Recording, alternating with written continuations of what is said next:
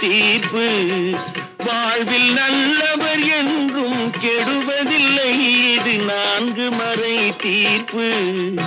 என்றும் தர்மம் தலை காக்கும், தக்க சமயத்தில் உயிர் காக்கும்.